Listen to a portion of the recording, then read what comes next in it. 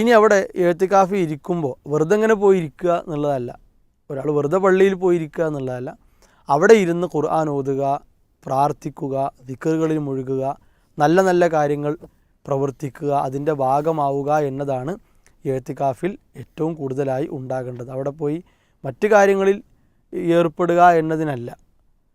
എന്നാൽ അവിടെ ചെയ്യേണ്ടത് എന്ത്, ഇതിൻ്റെ ഭാഗമായി എന്ത് വേണം എന്നൊക്കെ കൃത്യമായി തന്നെ പണ്ഡിതന്മാർ അതുമായി, ഇപ്പോൾ ഷെയ്ഖ് ഉസൈമി റഹിമഹുല്ല അതുമായി ബന്ധപ്പെട്ട് അവിടെ അത് ഇബാദത്തിലാണ്, ഇബാദത്തിന് വേണ്ടിയാണ് അവിടെ പോയിരിക്കുന്നത്. ഒന്ന് എഴുത്തിക്കാഫി എന്ന ഇബാദത്താണ്, ആ ഒരു ബോധം വേണം.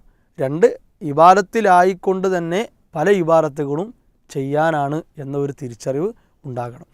മഹാനായ ഇബ്നു ഖയ്യിം റഹിമഹുല്ല ആ വിഷയ സംബന്ധമായിട്ടൊക്കെ പറഞ്ഞത് നമുക്ക് എന്ത് ചെയ്യാൻ പറ്റും, കാണാൻ സാധിക്കും.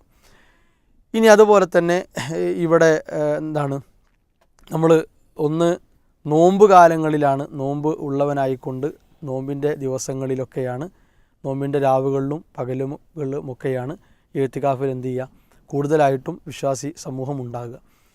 അപ്പോൾ ഒന്ന് നോമ്പ് എന്ന മഹത്തായ ഒരു ഇബാദത്തിൽ എഴുത്തിക്കാഫി എന്ന ഇബാദത്ത് എടുത്തുകൊണ്ട് പുണ്യമാക്കപ്പെട്ട ഒരു മാസത്തിൽ ഒരുപാട് നല്ല കാര്യങ്ങൾ ചെയ്യാനാണ് നമ്മൾ അള്ളാഹുവിൻ്റെ പള്ളിയുമായി ഏറ്റവും കൂടുതലായി ബന്ധം വെക്കുന്നത്.